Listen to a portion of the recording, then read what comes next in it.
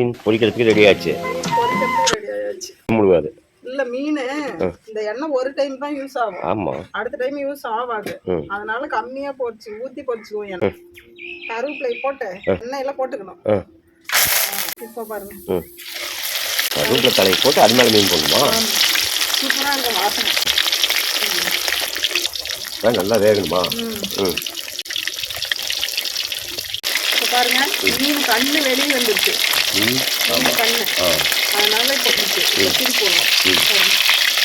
அப்படியே ஒரு பேரட்டு பாருங்க.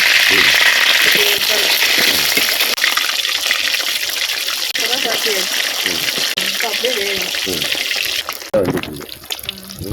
பாருங்க. முள்ளு பொறிஞ்சு வந்தாதான் வெந்துருச்சுன்னு அர்த்தம். பாருங்க,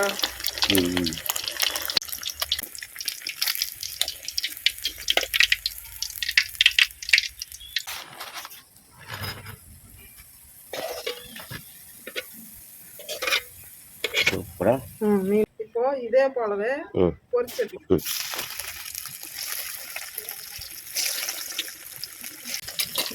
இன்னொரு ரைட்டு போட்டுருக்கேன். இது எப்படி வேகுதுன்னு பார்ப்போம். வேகட்டும் வேகட்டும். அப்படியே கொத்தோடு வந்துருச்சு திருப்புறதுக்கு.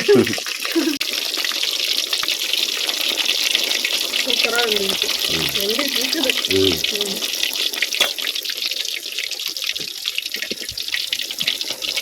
கடுப்புல பிடிக்கணும். வேற அடுப்புல பொரிச்சா மீனும் டேஸ்டா இருக்கும். பொரிச்ச மீனும் ஊதாப்பனாய் பாருங்க. அடுப்பு ஊதாறதுக்கு இட்டா எங்களுக்கு ஊதாப்பனாய். பத்தவி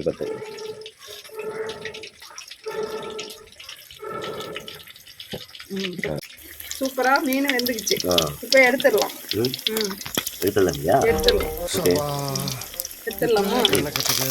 பாருங்க, உள்ளுக்குள்ள வரைக்கும் நல்லா வேகும். எந்த அளவுக்கு பொரியுதுன்னு சொல்லிட்டு மீன் பொரிச்சா அந்த முள்ளு இப்படி படப்படன்னு பொரிஞ்சாதான் மீன் உள்ள வரையிலும் நல்லா வேகும். அப்பதான் மீன் டேஸ்டா இருக்கும். பாதி வெந்து வேகாம எடுத்தா அது குழப்பம் நல்லா இருக்காது. சூப்பரா இருக்கு. பண்ணுங்க, டேஸ்ட் பண்ணுங்க. பாய் பாம்படுங்க. என்னது ஃபர்ஸ்ட்ல சொல்லு. டேஸ்ட் பண்ணுங்க நம்பரே. டேஸ்ட் பண்ணி சாப்பாடு பண்ணுங்க நம்பரே. சூப்பரா இருக்கு.